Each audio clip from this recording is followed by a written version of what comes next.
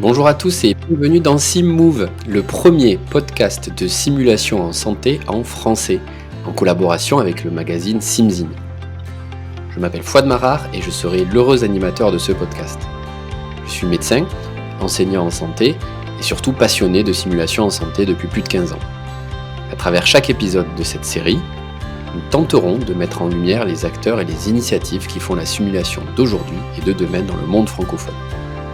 Alors, que vous soyez un expert en la matière ou juste curieux d'en savoir plus, je pense que ce podcast est fait pour vous.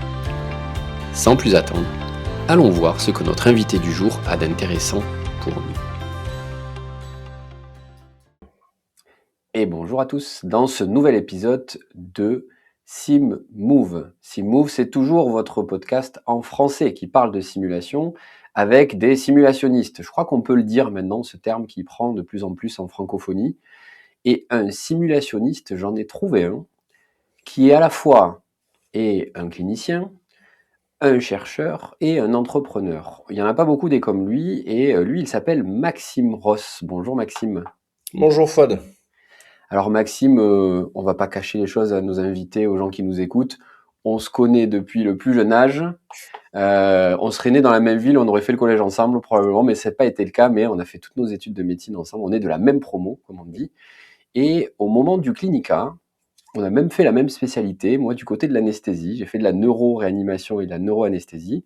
Et toi, tu as commencé aussi avec de la neuro en étant neurochirurgien. Côté de la lumière. Nos parcours se sont séparés à ce moment-là.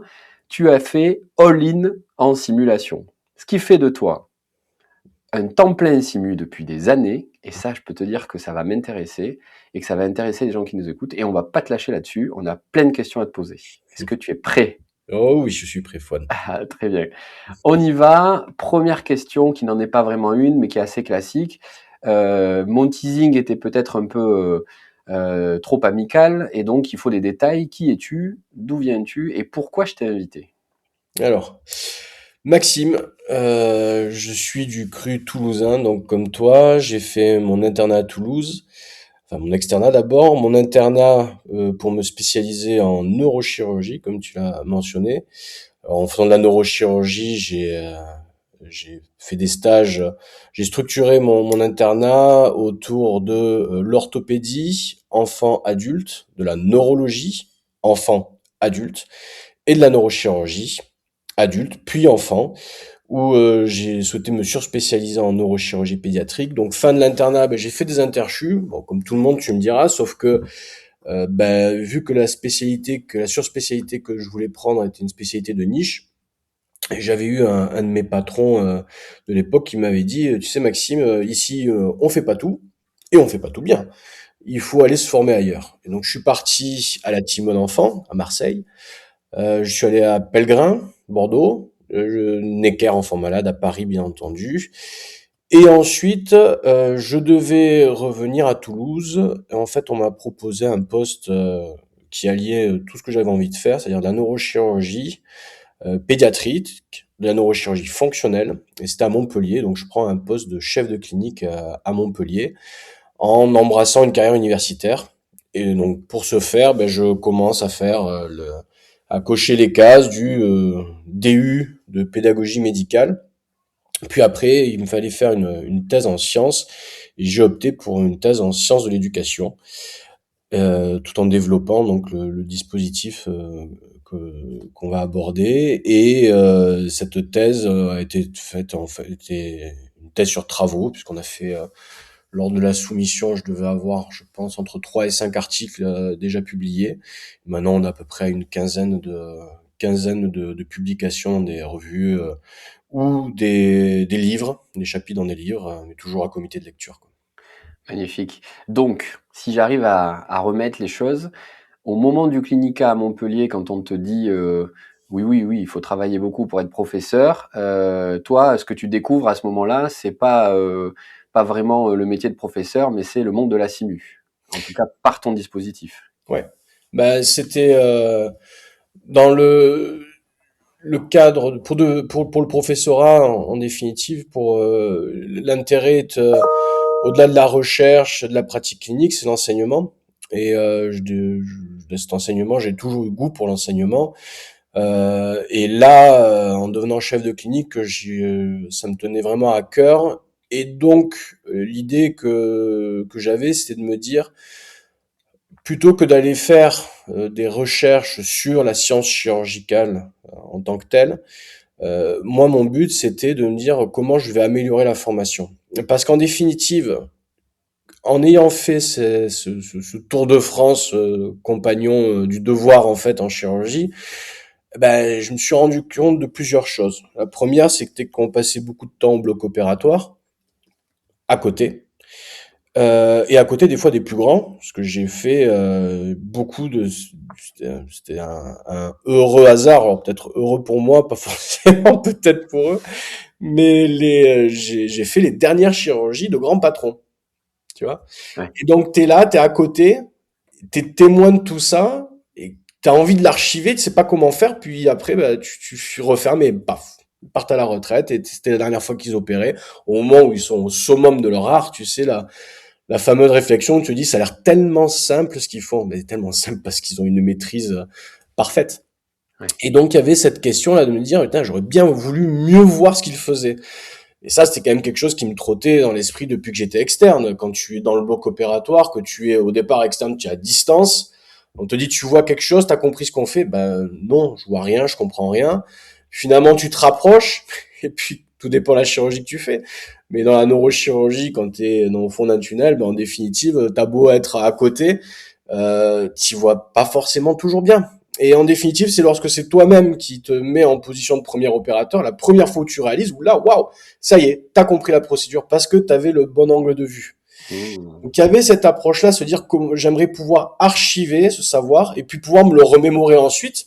Et donc bah, la meilleure des façons, c'était utiliser la vidéo, bien entendu, la vidéo qui devenait de beaucoup plus accessible.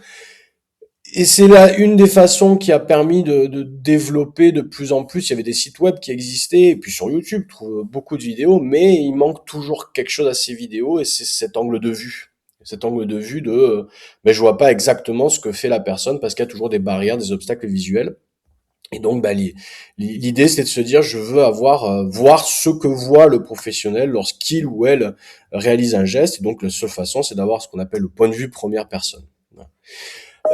Ce point de vue première personne qui allait me permettre aux étudiants de mieux comprendre, mais aussi aux professionnels déjà en exercice, et ça c'est un autre point sur lequel je voulais apporter une réponse, ce qu'on a toujours tous vécu, devoir faire monter en compétence une équipe très rapidement, sous le joug de l'urgence, une équipe qui n'est pas du tout habituée à réaliser la procédure qui va être réalisée. Et bon, ben, pour moi, bien entendu, classique de l'hématome extradural, et la pédiatrie a toujours ça de particulier, c'est que la neurochirurgie pédiatrique est quand même une niche. Tu sais qu'il y a toujours un seuil en fonction des différents hôpitaux. Est-ce que tu opères en pédiatrie? Est-ce que tu opères en neurochirurgie?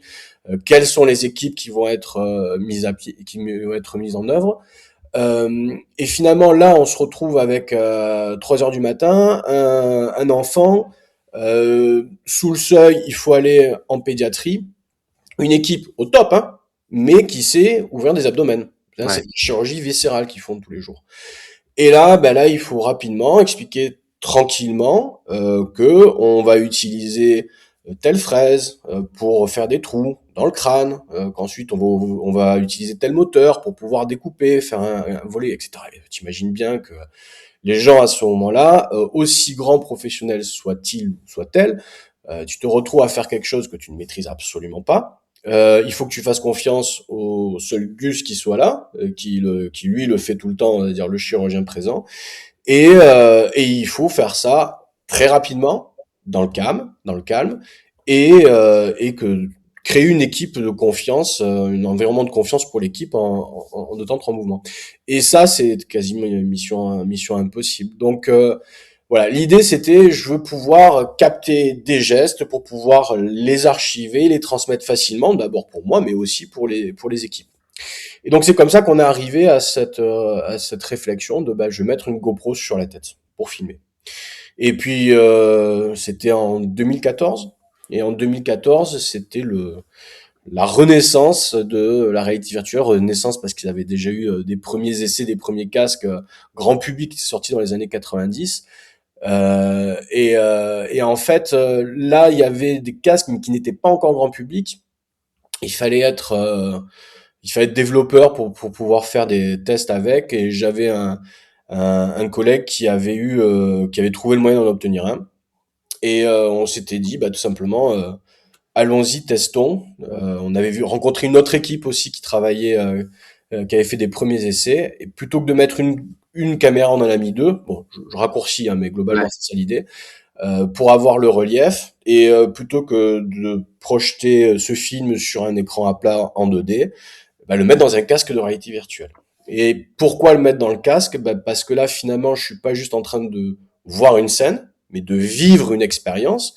Il y a tout un enjeu émotionnel qui s'ajoute à la lecture de ce film. Et ce que l'on a fait, la façon que l'on a eu de créer ce film, la façon dont on a eu de filmer cet angle de vue, bah, te donne l'impression, en fait, carrément, d'incarner le professionnel qui l'a fait. Enfin, ton cerveau le prend comme ça. Et tu as la sensation ton cerveau a la sensation que les mains qui sont en train d'opérer face à toi, bah, finalement, ce sont les tiennes. Et que ton Mmh. cerveau a la sensation d'avoir déjà réalisé la procédure, même si tu ne l'as pas faite. Ça n'enlève pas, bien entendu, on Ouais, y bien sûr. reviendra dessus, hein, qu'il faut faire après. Mais c'était ça, la clé que j'ai proposée et qui a fait ensuite, qui a mené à la création d'une entreprise. Voilà. Magnifique. Moi, j'aime bien quand je pose une question et que je reprends la parole 10 minutes après. J'ai l'impression que ma question, elle a été efficace et bien entendu que tu nous as expliqué ce qui est super important, notamment quand on crée une entreprise avec la création d'un produit, c'est, tu viens de nous dire en 10 minutes d'où vient cette idée, d'où vient ce produit. Il vient d'un besoin clinique, éducatif. Moi, ce que j'aime beaucoup, c'est que en bon chirurgien, tu vas d'abord penser à toi parce que tu vas penser à ta performance directe de chirurgien dans ta formation et très vite l'outil et que tu vas nous décrire et que tu as créé est devenu un outil de formation des équipes et dans lequel il y a à la fois le skills, la compétence de la personne qui doit faire, mais qui va servir aussi à ceux qui accompagnent celui qui doit faire. Et effectivement, le cerveau a cette dimension un peu mystique dans les blocs opératoires où à chaque fois qu'on ouvre un crâne, on a l'impression qu'il n'y a qu'une personne qui comprend ce qui se passe et tous les autres doivent être attentifs pour l'aider le plus possible. Donc, hyper intéressant de se dire, mais moi, de temps en temps, je vais me mettre à sa place pour mieux comprendre ce que lui voit, quelle est la dynamique. Et c'est c'est une discussion d'excellence qu'on a entre chirurgien et anesthésiste. Moi, je suis anesthésiste de formation. Et quand on a compris ça, quelque part dans notre relation, il y a plein de choses qui s'éliminent, qui sont plus utiles dans la discussion, parce qu'en fait, se mettre dans les chaussures de l'autre et marcher dedans, c'est exactement ce que fait ton outil que j'introduis. Donc, c'est la société Revinax que tu as fondée aux alentours de 2014-2015, si je dis pas de bêtises. Rebrandé en Keros Medica désormais. Et voilà, qu'on appelle maintenant Keros, K-E-Y-R-O-S, Medica, pas médical, et qui est une entreprise de l'écosystème simulation en santé, dans laquelle il y a pas mal de personnes qui bossent, et tu as poussé ce concept de neurone miroir, de se mettre à la place de l'autre dans ce produit-là. Pour pas que ça fasse une explication de texte trop technique, comment ça se passe quand tu montes cette boîte en étant chef de clinique? Qu'est-ce qui fait que, c'est pas un mystère, tu as continué dans cette voie-là et que tu as bien entendu très rapidement diminué ton activité clinique? Mmh. Euh, je crée l'entreprise malgré moi. C'est-à-dire que initialement, ce sont des discussions que j'ai avec des personnes qui avaient déjà créé des entreprises et qui en fait on a des discussions quotidiennes sur le produit, ce que ça pourrait devenir, ce que ça pourrait faire, comment on en arriverait à ça. Et puis moi au départ c'était un projet de recherche. Tu vois, Mmh. Revinax, c'était même Revinacci, Ouais, tu vois, avec le arrobase et le qui de chirurgie, et c'était réalité virtuelle, neuroanatomie, chirurgie. Tu vois, d'accord. c'était pas du tout. Commencer à dérouler un projet en imaginant tout ce que ça pourrait donner, je crois. C'était 2045. On a imaginé tout. La roadmap, quoi. Et la roadmap, et figure-toi que contre toute attente, elle se tient. et elle se tient, et on est encore en train de prouver que ce qu'on avait dit il y a 10 ans, on est en train de le mettre en place. Donc c'est assez chouette. Et justement, tellement de développement à faire que petit à petit, en fait, toutes les conversations, que je ne savais pas, que je ne causais pas à l'époque, étaient en train de déboucher sur la création d'un business plan. Voilà. Là-dessus, on a les premiers contrats qui arrivent, et c'est avec les industriels du dispositif médical pour la création de techniques opératoires correspondant aux dispositifs qu'ils étaient en train de sortir, aux ancillaires. La technique opératoire, une nouvelle façon de la présenter, quoi. Et en fait, il se passe, on arrive tranquillement sur les 2 ans, à la fin du clinica.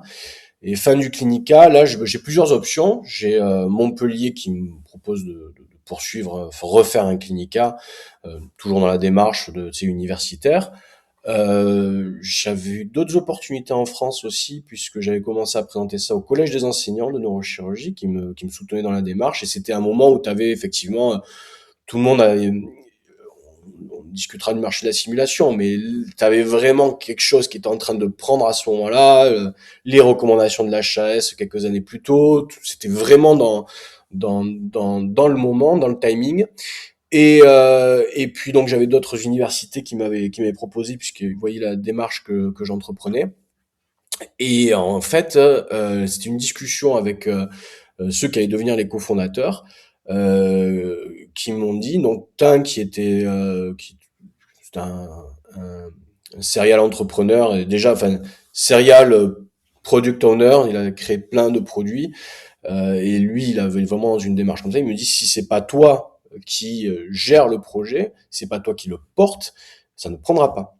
Il faut que ce soit quelqu'un du cru, il faut que ce soit quelqu'un du sérail qui soit capable de le porter pour donner autorité au projet, expliquer, parler aux pairs, aux confrères, et puis pousser les différents développements. Donc ça s'est passé comme ça. Donc à ce moment-là, moi je connaissais effectivement pas la gestion d'entreprise, et puis même j'avais proposé d'être très naïvement d'être co-CIO, parce que j'avais vu une ou deux boîtes qui faisaient ça, mais en vrai c'est quelque chose qui n'existe pas. Et donc, arrivé à ce moment-là, j'ai décidé de mettre entre parenthèses ma carrière universitaire en disant bon, je lance, je vois ce que ça donne sur 2 ans, et puis après on voit, quoi. Bon, voilà, ça fait 10 ans maintenant, donc et depuis, donc j'ai passé les étapes pour devenir, pour vraiment être chef d'entreprise désormais, quoi. Ouais. Et ce qui est intéressant, je trouve aussi dans le parcours que tu décris, c'est que tu as commencé une carrière universitaire qui t'a amené à fabriquer ce produit-là. Et on va finir par en parler, hein, du produit. N'ayez pas d'inquiétude, hein. On va vous expliquer ce que fait ce produit. Et puis finalement, les prérequis pour être CEO et gérer cette boîte, du point de vue recherche, en tout cas, tu as continué parce que c'était nécessaire aussi, pas seulement pour avoir un titre universitaire, c'était nécessaire d'avoir ces recherches-là Mm. pour que le produit ait du sens. Et j'aime bien parce que ça va avec le collègue qui lui sait faire de l'entrepreneuriat, qui te dit: «Mais en fait, en santé, dans cette niche-là, sans toi, ça n'a aucun sens». Mm. Et c'est vrai que c'est facile à dire, on l'entend souvent, il faut que ça vienne du terrain, c'est pas toujours vrai. Non. C'est pas toujours vrai. Des fois, ça n'a aucun sens d'attendre que des soignants nous expliquent des choses, des besoins, alors qu'on sait faire la tech. Mais forcément, quand c'est pour filmer des chirurgiens et mettre en œuvre leur geste chirurgical, intuitivement, on se dit: «Si on a fait un internat de chirurgie, il y a deux trois trucs qu'on capte mieux et ça fait quelques raccourcis». Mm. Donc moi, j'aime beaucoup cette discussion qui est assez profonde finalement. C'est pas juste: «C'est un soignant, donc ça doit être lui le chef». C'est un peu plus subtil que ça. Mm. Il y a des raisons, il y a des business dans lesquels, soignant ou pas, faut que ça soit développé.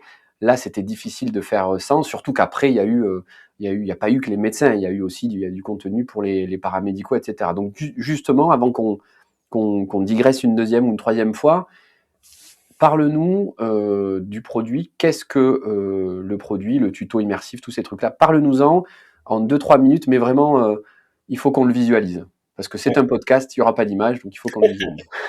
Ouais. Le produit, donc c'est du contenu qui est mis à disposition via des téléphones portables ou des casques de réalité virtuelle. qui permet de vivre une expérience technique, mais pas que, on pourra aussi élaborer dessus, en visualisant ou en vivant l'expérience à la première personne. Il y a la vidéo première personne, mais ce que l'on a développé est un environnement d'apprentissage 3D en réalité virtuelle, centré utilisateur, centré apprenant, en mode blended learning. C'est-à-dire que quand tu as le casque face à toi, tu as cette fenêtre où tu as le point de vue première personne. Donc quand tu regardes face à ça, là où tu actives tes neurones miroirs face à cette image. De chaque côté, je peux avoir accès à des données supplémentaires qui viennent compléter la compréhension de l'acte qui est en cours. Je te prends un exemple, tu es sur une chirurgie, tu vas avoir par exemple la planche anatomique correspondant à la voie d'abord sur laquelle tu es, mais tu es un infirmier, tu es en train de poser une voie veineuse périphérique, tu as le système des gauges et le système colorimétrique correspondant. Voilà, donc c'est pour compléter cette partie-là. Et dernière chose essentielle, ce sont les chapitres. C'est en tapant sur l'écran de ton téléphone ou si tu es en réalité virtuelle en levant la tête, tu as accès aux différents chapitres qui correspondent aux différentes étapes de la procédure. Donc ça, c'est le tutoriel immersif. Le tutoriel immersif, il est créé en filmant le point de vue première personne. Donc on a développé un dispositif pour filmer ce point de vue première personne, dispositif qu'on met à disposition également. Ensuite, cet environnement d'apprentissage dans lequel on projette le point de vue première personne qui est chapitré et avec des données additionnelles. Et ensuite, la plateforme pour déployer ce contenu, que ce soit sur casque de réalité virtuelle ou tout simplement aussi sur téléphone portable. Voilà. Et donc, à l'heure actuelle, les tutoriels immersifs, on les fait à la demande ou on a aussi créé du contenu nous-mêmes. On en est à environ 120 tutoriels pour les infirmiers, les aides-soignants. Ça va depuis faire un shampoing. Hein, c'est pas donné à tout le monde de savoir faire un shampoing, même pour des aidants hein, à domicile, jusqu'à des infirmiers beaucoup plus spécialisés, type IAD, sur le montage d'un respi. Et de l'autre côté, on est en train de créer toute la librairie médico-chirurgicale également, avec, ça va depuis une infiltration, on, je reprends, on est en train de créer la librairie médico-chirurgicale également, et ça va depuis une infiltration rhumato jusqu'à une opération robotisée en urologie, quoi. Magnifique. Et je me permets une petite pause parce que ça paraît naturel pour toi, donc je fais un peu de traduction, mais le blended learning, un blender, c'est un mixeur, hein, faut pas trop se prendre la tête en anglais. Donc ça veut dire qu'il y a plusieurs modalités éducatives d'apprentissage qui sont mélangées dans la même unité de lieu et de temps. Donc quand on met le casque, on a le point de vue de celui qui fait le geste, comme tu l'as expliqué, mais on peut aller chercher des options qui accompagnent cette compréhension-là, voire même on a des raccourcis qui permettent de vivre l'expérience d'une autre manière, c'est-à-dire accélérer, aller directement à la fin, etc. Et tu as prononcé des choses, moi, qui me plaisent beaucoup parce que c'est un outil, tu parlais de roadmap, mais il y a des trucs qu'on a prévus, il y a des trucs qui tombent un petit peu comme ça au hasard. Mais moi, la première fois que tu m'as parlé de cet outil, enfin, j'exagère, c'est pas la première fois, mais très tôt, j'ai fait le lien avec tous les gens qui avaient des compétences techniques extraordinaires dans l'environnement, on va dire, civil, non soignant. Et très tôt, je me suis dit, mais pour former des coiffeurs, c'est extraordinaire. Pour former des artisans, quels qu'ils soient, c'est extraordinaire, tous les gens qui travaillent avec leurs mains. Et toi, en plus, c'est marrant parce que ton parcours à toi est un peu initiatique. Tu as fait un parcours de compagnon de la chirurgie neuro. Et c'est exactement comme ça que les compagnons en France, pour ceux qui ne sont pas français et qui nous écoutent, en France, quand on est un compagnon et qu'on doit être un futur artisan, menuisier, je crois même pâtissier, boulanger, serrurier. Voilà, serrurier, et ben on a un parcours initiatique comme celui-là où on passe d'un patron à un autre et ils nous apprennent le craft, le truc qu'on fait avec ses mains. Ben toi, tu as créé un compagnonnage virtuel qui en plus c'est un peu comme si tu regardais faire le patron. Des fois, il te laisse se mettre à son atelier et tu as d'autres personnes qui te donnent des petits conseils. En fait, tout ça, c'est le tuto immersif. Et moi, j'aime beaucoup parce que ce soit un médecin, un aide-soignant, un infirmier, et même là où je trouve que c'est hyper puissant, un aidant. C'est-à-dire quelqu'un qui dit maintenant, c'est à moi d'aspirer la trachée parce qu'il y a une trachéo à domicile, mais c'est super flippant de le faire. Et hop, un tuto immersif, je me mets à la place du soignant, je fais le mieux que je peux faire moi en tant qu'aidant, Mmh. mais avec le point de vue de ce que vit le soignant.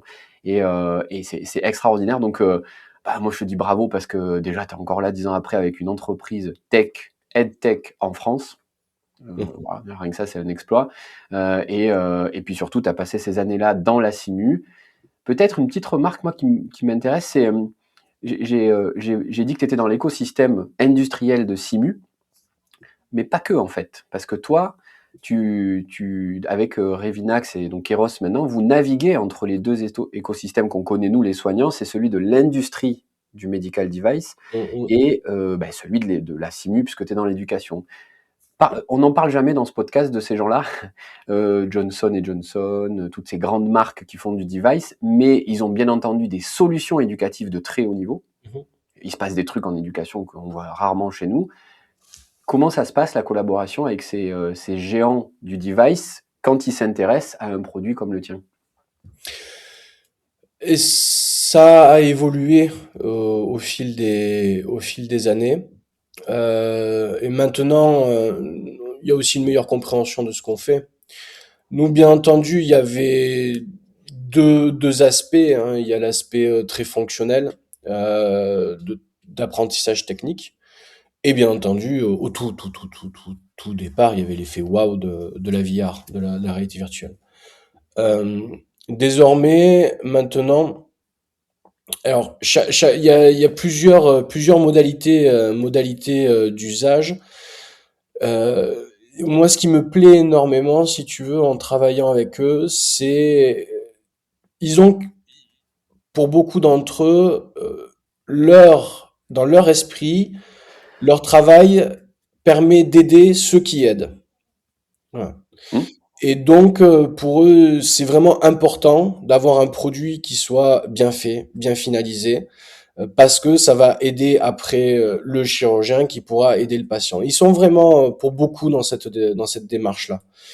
Euh, et quand et tu sais bien, tout comme on a les patients entre guillemets qu'on mérite, on a aussi les clients et les partenaires qu'on mérite. Enfin, j'ose espérer.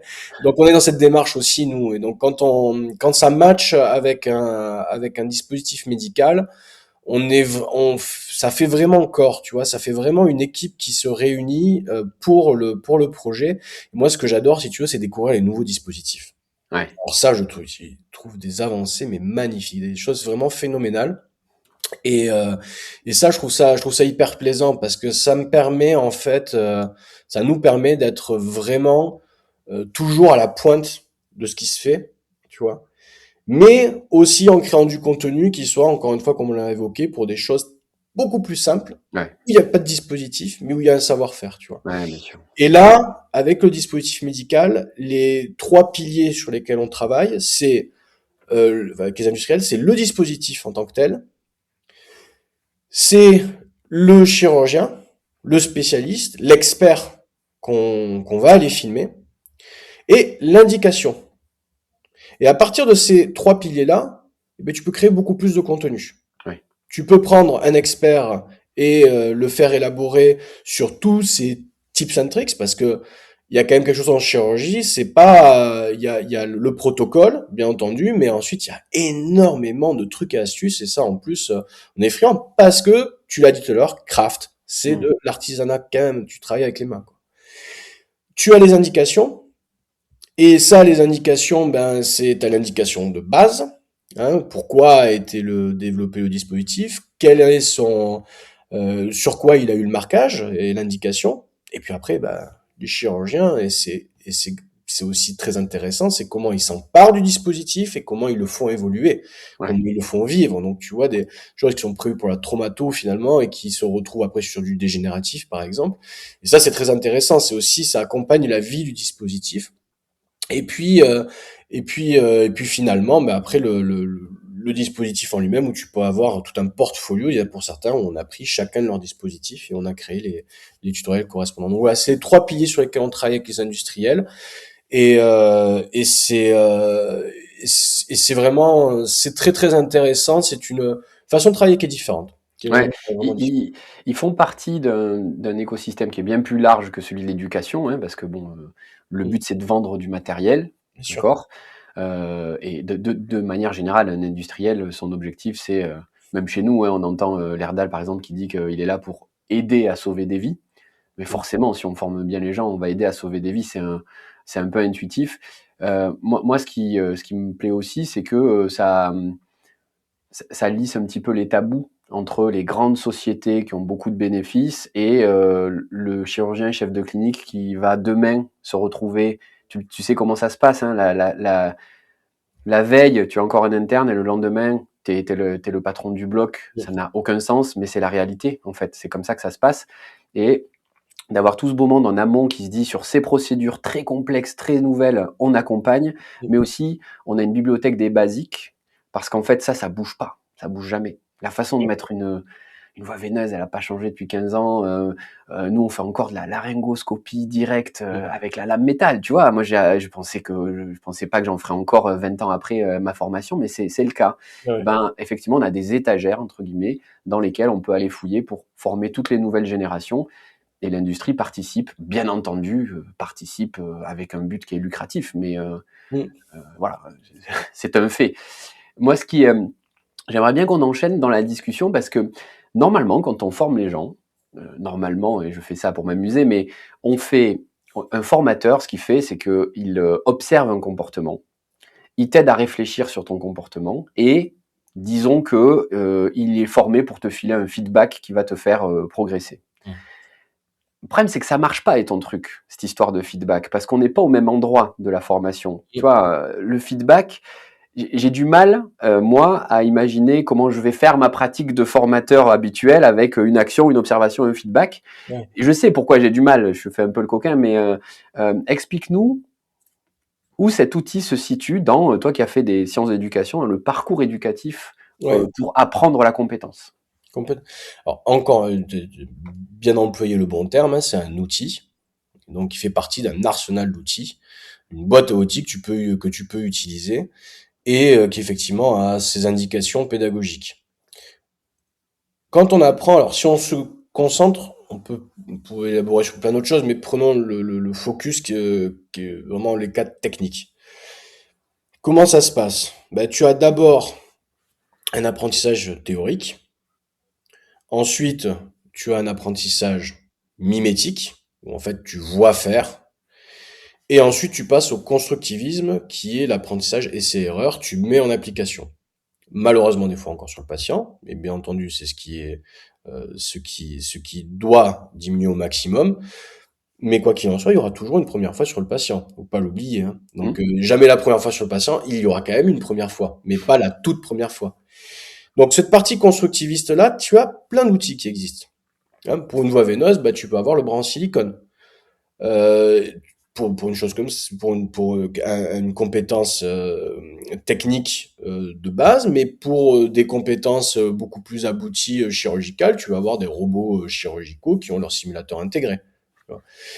Tu peux avoir aussi d'autres des modèles imprimés en 3D. Il y a beaucoup de choses qui existent en définitive pour ça.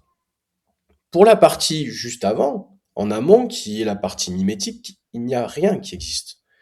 Si ce n'est des vidéos. Mais personne n'a tenté vraiment d'optimiser cette partie-là, qui pourtant est celle qui fait le lien entre je délivre la théorie et allez-y, lancez-vous. Ben, cette partie-là, cette niche-là, c'est là-dessus qu'on est bon. C'est pour ça, quand on nous dit vos concurrents, ben non, ce sont des partenaires. Et c'est pas pour se la jouer, béni oui, etc. Non, nous sommes complémentaires de toutes les autres solutions. Ah oui, mais je vais perdre du temps puisque les gens ils vont regarder ça. Non, parce que ce que l'on a montré, c'est que la première réalisation consécutive au vécu du tutoriel immersif, eh ben, elle est beaucoup plus rapide et avec moins d'erreurs. Donc tu en gagnes du temps. Et c'est pas perdre du temps que de vivre ça. Donc comment ça marche en définitive? Comment c'est utilisé? Il y a l'accès sur téléphone qui se fait en amont, à plat, en 2D. Ensuite, lors de l'enseignement, il y a la théorie qui est délivrée, puis l'enseignant qui utilise l'application sur son ordinateur pour présenter les différentes étapes de la technique. C'est du blended learning, donc il peut mettre son PowerPoint aussi, tu vois. Ouais. Mais pas en faisant je saute d'un endroit à l'autre sur mon ordi. Non, t'as tout qui est centré autour de cet utilisateur. Pour des points précis. Il n'est pas question de passer des heures en réalité virtuelle, mais pour un point précis.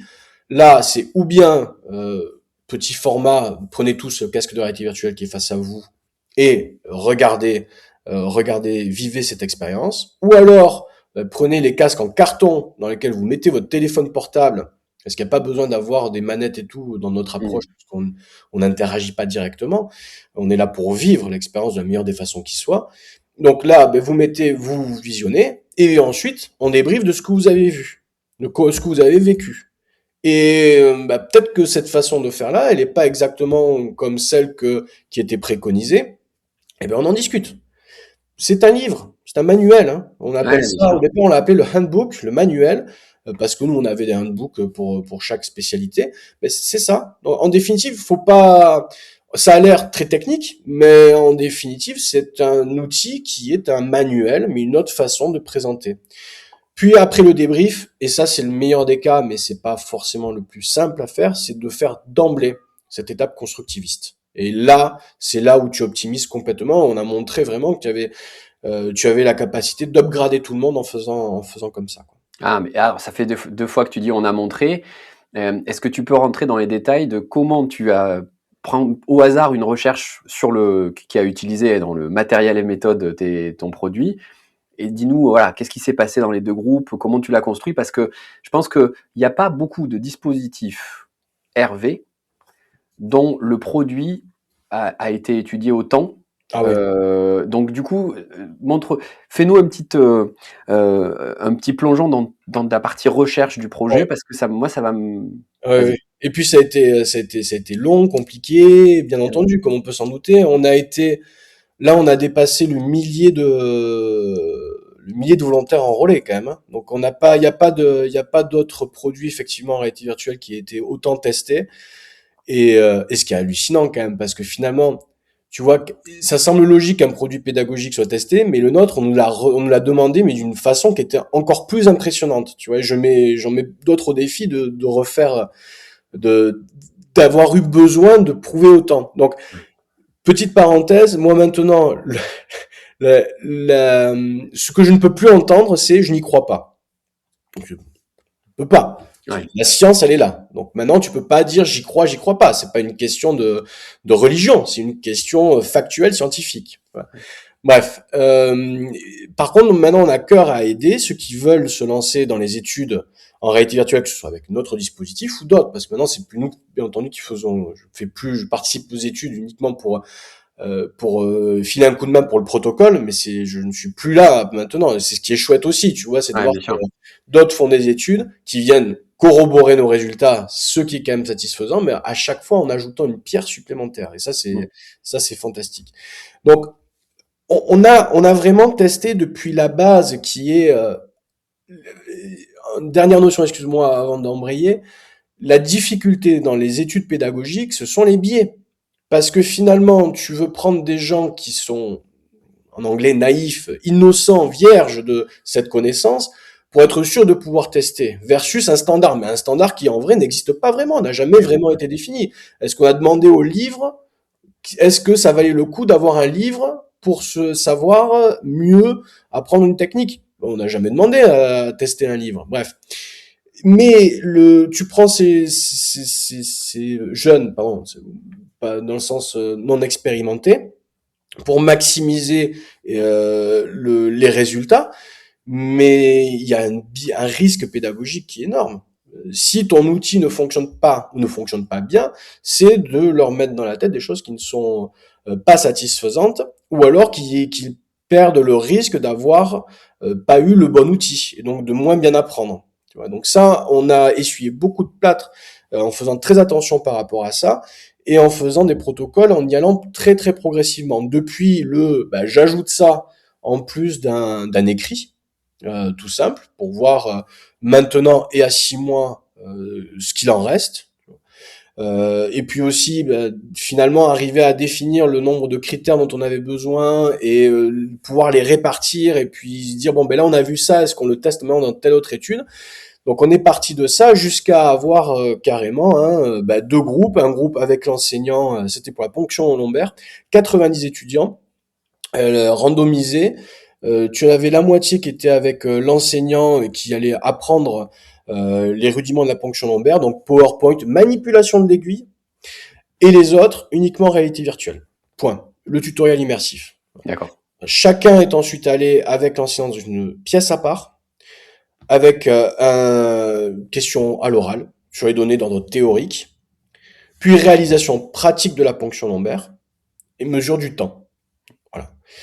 Et donc là, ce qu'on a montré, c'est que ceux qui étaient passés avec l'enseignant répondaient mieux aux données théoriques. Ça, c'était hyper important. Retrouvé dans d'autres études, que ce soit avec le casque ou sans le casque de réalité virtuelle, présentation en ligne, tu vois, l'univers du tutoriel immersif. Et donc là, c'était important pour nous de montrer que, parce que c'était une des craintes à l'époque de dire les enseignants vont disparaître. À chaque fois qu'il y a une nouvelle technologie, on dit que les enseignants vont disparaître. Mais arrêtez, c'est faux. Il y a besoin d'un enseignant, ne serait-ce que tout ce qui est l'accompagnement avec les messages, l'apprentissage anecdotique, tu vois, qui est transmis par les enseignants, c'est hyper important. Ça marque les esprits, tu vois. Et donc, il y a l'enseignant pour la théorie, ça, il y en a besoin. Sur la réalisation pratique, on voyait une légère différence, mais pour être honnête, elle n'était pas statistiquement significative. Là, il y a un problème de nombre de sujets nécessaires, mais on voyait quand même une différence. Par contre, quand on a regardé la durée de réalisation, il n'y avait pas photo, ils avaient réalisé beaucoup plus rapidement la procédure. Et en deuxième intention, en regardant les erreurs commises, tu avais une réduction jusqu'à, bon, c'est pas total, mais c'est jusqu'à 65% des erreurs pour ceux qui étaient passés en réalité virtuelle. Donc, ils ont été allés plus vite avec moins d'erreurs. C'est ce qui s'appelle l'efficience. Ouais, bien sûr. Et ça a été quelque chose qui ensuite a été retrouvé. La dernière étude sur laquelle j'ai participé, elle avait été hyper compliquée à mettre en œuvre. Mais ça avait été un régal parce que les étudiants nous avaient remerciés. C'était sur coordonnées à la science. Il était question d'inciser la peau, de faire une dissection jusqu'à l'aponévrose, faire une aponévrotomie, mettre en place un drain de redon, suturer plan par plan, fixer le redon. Alors, ça a duré un temps dingue, si tu veux, pour mettre ça en place. Et puis chaque étudiant, et les étudiants, ils étaient ravis en plus parce qu'ils apprenaient quelque chose, donc ils pouvaient apprendre, tu vois, ils n'avaient pas accès comme ça d'habitude, quoi. Donc c'était assez génial. Et puis ça prenait tellement de temps on était arrivé à 24, tu vois, mais difficilement, il aurait fallu continuer, et en fait, là, je travaille avec j'ai mon co-auteur fétiche qui est neuropsy à la State University de New York. C'est avec lui qu'on co-rédige. Lui, il a fait aussi des études de son côté avec le dispositif. Et en fait, on rediscutait de cette étude. Il me fait, bon, écoute, voyons si on peut la passer en étude pilote. Et puis, après, trouvons d'autres personnes pour la poursuivre et aller à plus grande échelle. Franchement, c'était juste plutôt présenter le protocole que trouver des résultats dessus. Eh ben, si, il y a des résultats. Ah, trop bien. Excellent. Et c'était, en fait, c'était assez étonnant. Il y avait deux choses qui étaient significatives pour ceux qui étaient passés en VR. Alors, et c'était VR versus un film classique, tu vois. Ouais. Eh ben, meilleure qualité de la suture finale et au test de traction, meilleur maintien du redon. Sont en fait les deux résultats que tu attends sur une telle procédure. Tu vois. Et donc même là, on est arrivé avec un nombre de sujets nécessaires qui semblait dramatiquement insuffisant à avoir de nouveaux résultats qui étaient d'un point de vue qualitatif. Moi, ça me plaît parce que le fait d'avoir une démarche de production d'un produit éducatif qui nécessite pour la légitimité entrepreneuriale, disons les choses clairement, des évidences, des preuves, ça t'oblige à faire un truc qu'on oublie de temps en temps quand on forme, c'est à bien critérier tes objectifs d'apprentissage. Et en fait, ce qui est cool, c'est que t'as pas le choix. Si tu les as pas bien, tu vas rien démontrer. Si tu démontres rien, tu vas pas vendre. Et si tu vends pas, ça va pas bien se passer. Donc, c'est un peu, pour moi, on me demande souvent quelle est la révolution qu'a amené la simulation en santé. Rien. En vrai, rien. Sauf ça. Pour moi, le seul truc qui a changé dans mon enseignement quand j'ai découvert la simu, c'est que avant ça, il y avait pas d'objectifs d'apprentissage. Yeah.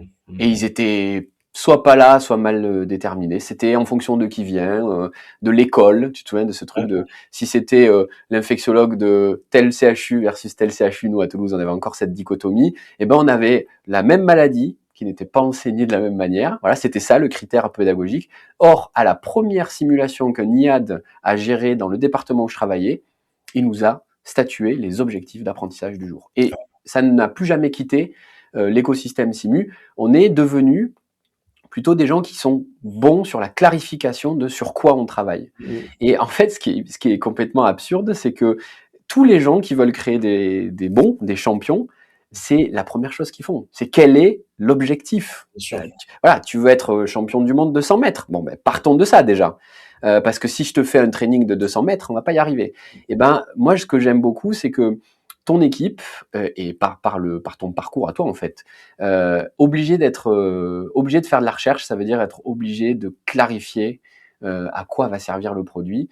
Et là, dans les 2 papiers que tu nous montres, et puis il n'y a pas que 2, il y en a plein d'autres, ben c'est ça qui me marque le plus, c'est ben oui, c'est les 2 critères qui font que ça marche après avec le patient, forcément. Donc on les a mis là, et comme ils sont là, probablement que si on a les moyens de faire des vraies recherches qui vont jusqu'au patient, la probabilité qu'il y ait un retentissement positif, elle est importante.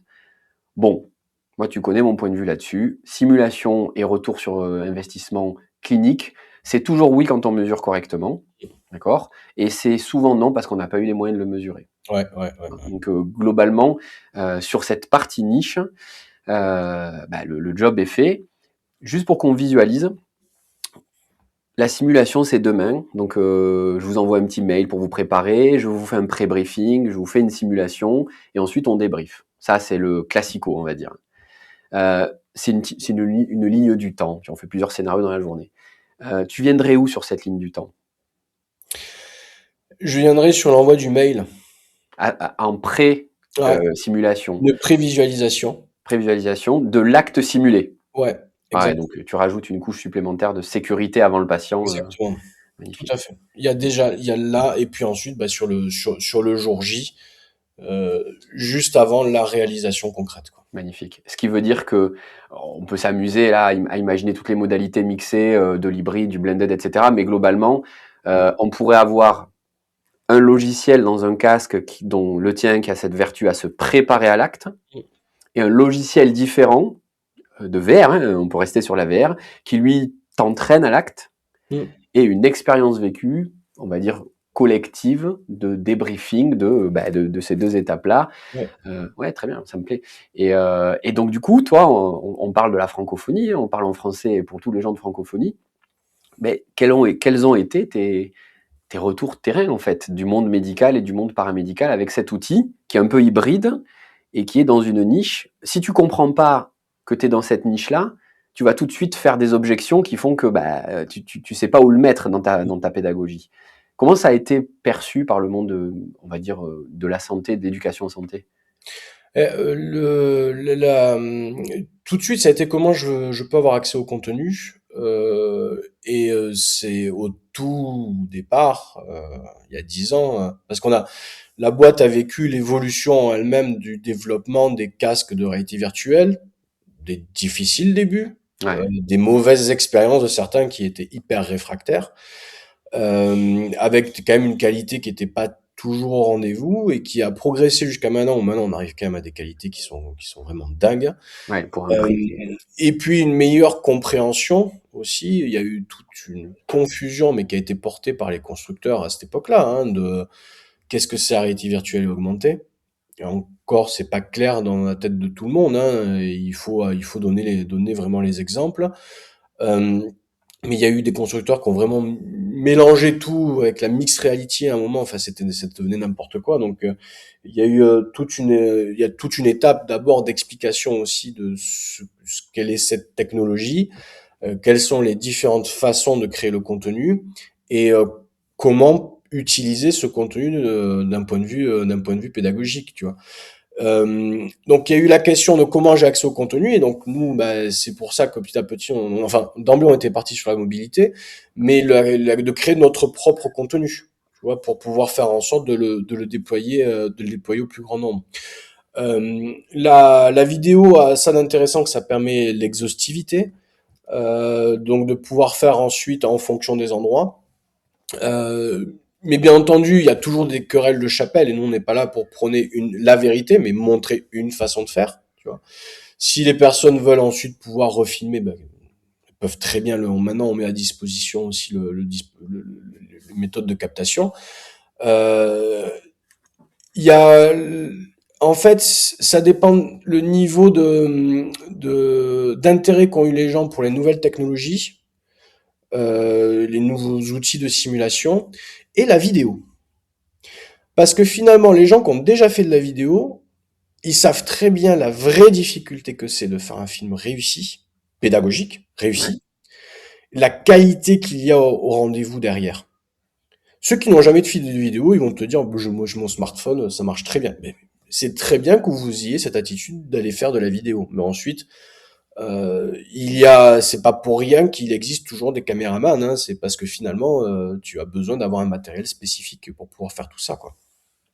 Ensuite, il y a effectivement ceux qui ont testé la réalité virtuelle et qui ont eu l'impression que toute réalité virtuelle était une réalité virtuelle de type serious game, tu vois, avec des images de synthèse. Mm. Il y avait, dans la réalité virtuelle, tu as les images de synthèse, la vidéo 360, donc la caméra qui filme tout autour, genre je fais une visite d'hôtel, quoi, et nous, point de vue première personne. Expliquer que ce n'est pas de la vidéo 360, que c'est une vidéo, si tu veux tout savoir, c'est 180 fpv first person view. On est les seuls à le faire, mais il faut déjà expliquer ça.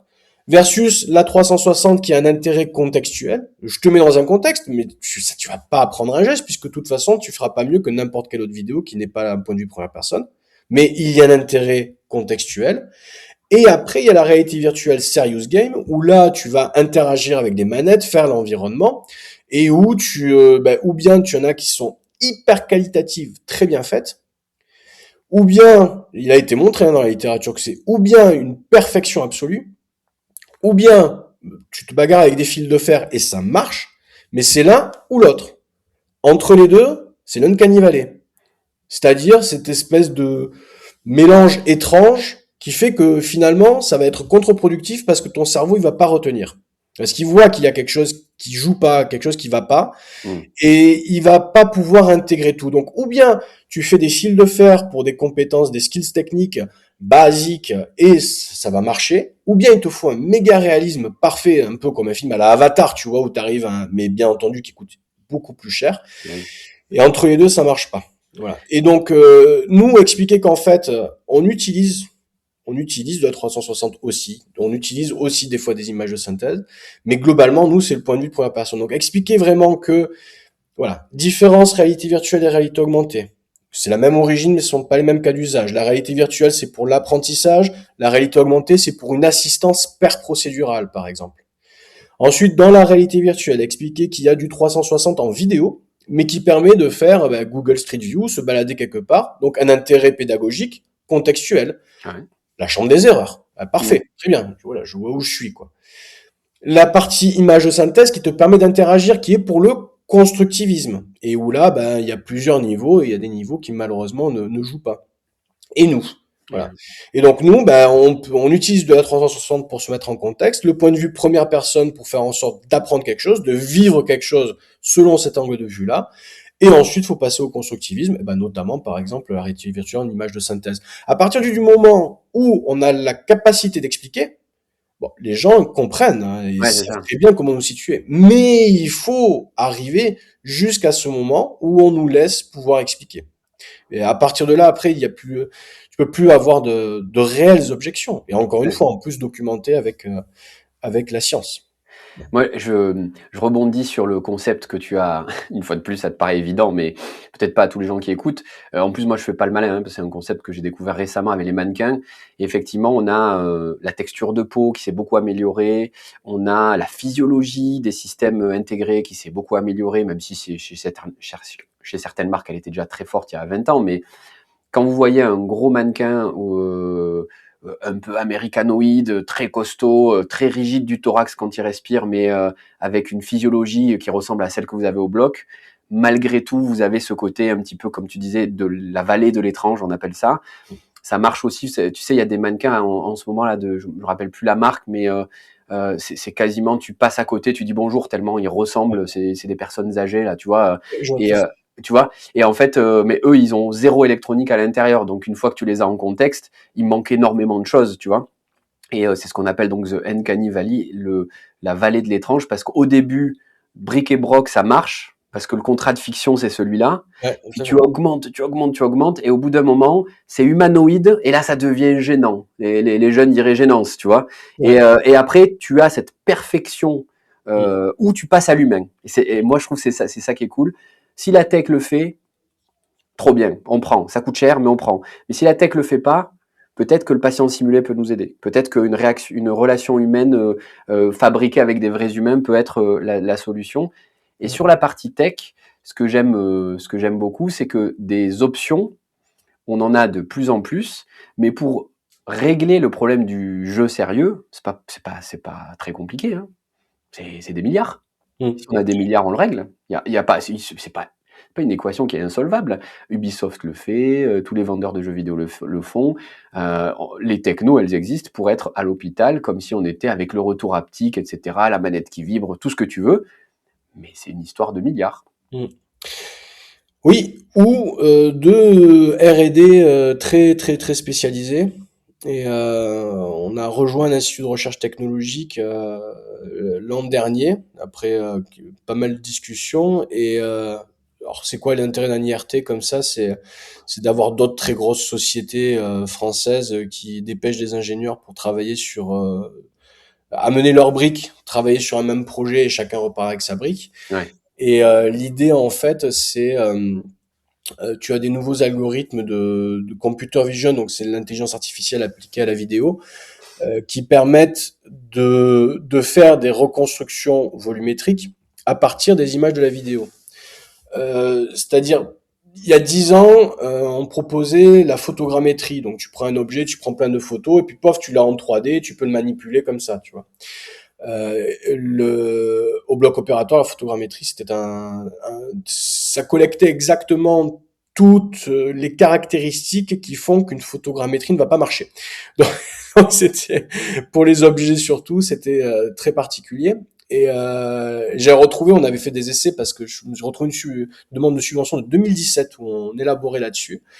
Et en fait, il y a une équipe de l'INRIA en France qui a développé toute une recherche dont je vais pas élaborer dessus, mais qui part de la vidéo en elle-même.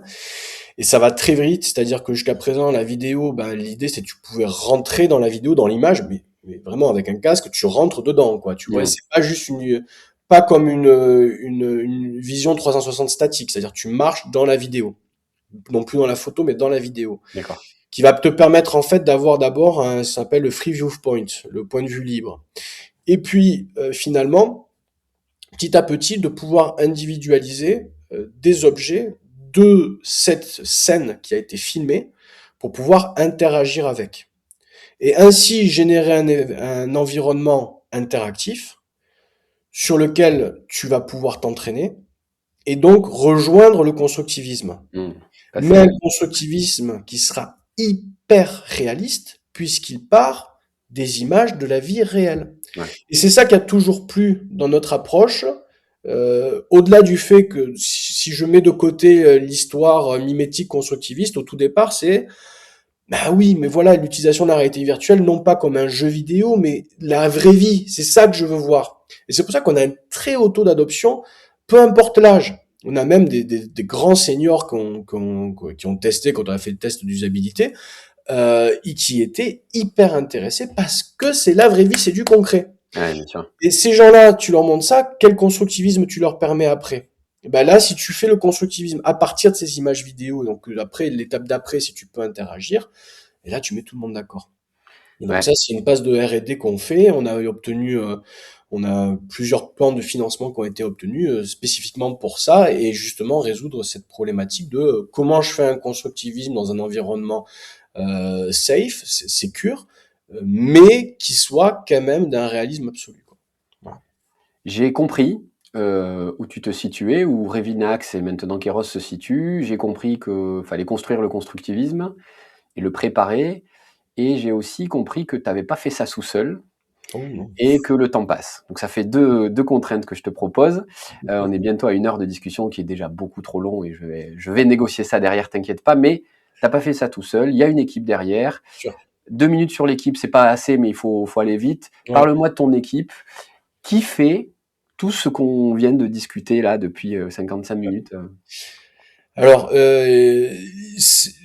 tout d'abord, on est frontière entre l'audiovisuel et l'informatique. Donc, il faut les deux. Il faut Ouais, les deux ressources.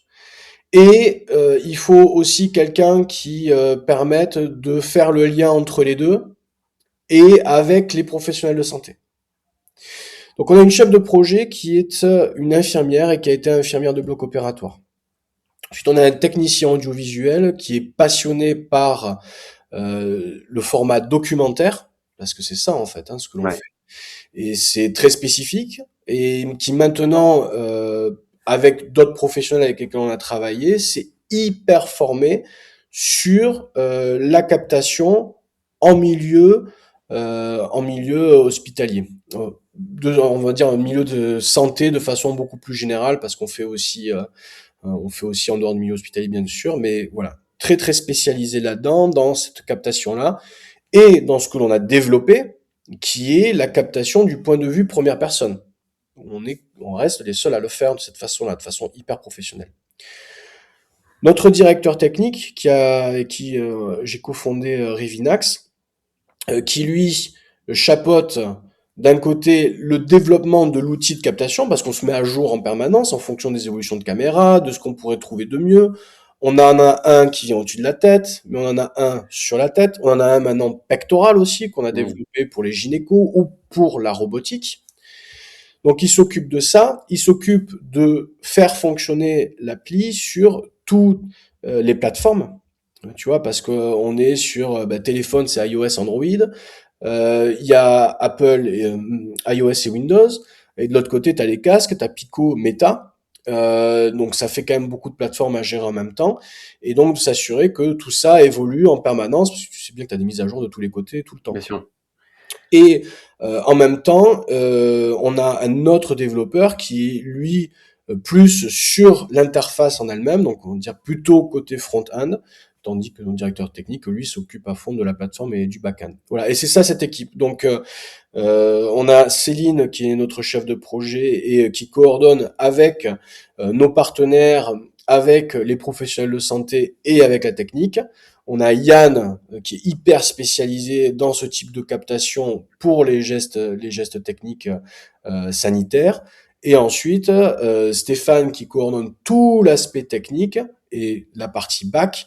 Et ensuite, Teddy qui lui s'occupe du front. Voilà. Et Maxime qui gère tout ça par-dessus et qui donne, qui fait la promotion de l'outil comme tu l'as fait là avec beaucoup de brio. Maxime, merci beaucoup. Je suis pas content de couper, mais il y a un moment donné, Je peux. voilà, hein, faut arrêter. Non, non, on a une. Moi, je trouve, je connaissais l'outil, mais je trouve il y a eu un bel exercice d'intégration de votre travail dans le parcours pédagogique de nos futurs soignants. Et je pense qu'en fait, c'est de ça qu'on parle ici, donc ça a beaucoup de sens. La francophonie t'écoute. Et donc, vous avez bien entendu le site internet qui s'appelle de mémoire toujours revinax.net ou Keros Medica, vous trouverez sans problème. Ouais. Vous pouvez joindre Maxime qui est très réactif sur LinkedIn et sur les réseaux sociaux d'une manière générale. Vous m'appelez, puis on fera la transition avec grand plaisir. Le mot de la fin, rapido s'il te plaît. Un petit conseil à quelqu'un qui se lance, à quelqu'un qui fait de la simu. À quelqu'un qui fait de la simu ou à quelqu'un qui voudrait essayer de la réalité virtuelle? Ah, vas-y, un conseil, peut-être les deux, mais vas-y. Là, Je dis, pour quelqu'un qui fait de la simu, à chaque outil, une indication. ouais, Tout comme en santé. Voilà. très bien. Et donc, pas chercher midi à 14h. Pour quelqu'un qui fait de la réalité virtuelle, il y a finalement déjà beaucoup de choses qui ont été testées. Et faut pas avoir peur d'appeler les sociétés qui ont testé et de demander qu'est-ce qui a marché, qu'est-ce qui a pas marché, comment l'intégrer. Maintenant, l'écosystème, c'est un écosystème qui est en train de se consolider et il va y avoir un grand consolidateur. C'est important. Il y a eu beaucoup de pertes et fracas, Ouais. mais voilà, ça fait partie de l'histoire des marchés. Maintenant, il arrive à belle maturité et voilà, je pense qu'il va y avoir du mouvement qui va être intéressant sur qui consolidera tout ça, quoi. Magnifique. Je crois que tu es parti pour un épisode 2 avec toi ou un membre de ton équipe pour voir l'évolution des différents projets. Merci beaucoup, Maxime, d'avoir pris C'est toi. plus d'une heure à parler de ton projet. Retrouvez Maxime si tout ça vous intéresse. Et puis nous, on se retrouve comme à chaque fois au prochain épisode. À bientôt. Au revoir. À bientôt. Merci et bravo d'avoir suivi cet épisode du podcast Sim Move. Si cet épisode vous a semblé utile ou instructif, n'hésitez pas à le partager autour de vous. Nous rappelons à nos auditeurs que les opinions et les points de vue exprimés au cours de cet épisode et de ces discussions sont ceux de nos invités et ne reflètent pas nécessairement ceux de SimZin et de l'équipe SimMove. A bientôt donc pour un nouvel épisode et comme toujours, merci de votre intérêt pour la simulation en santé.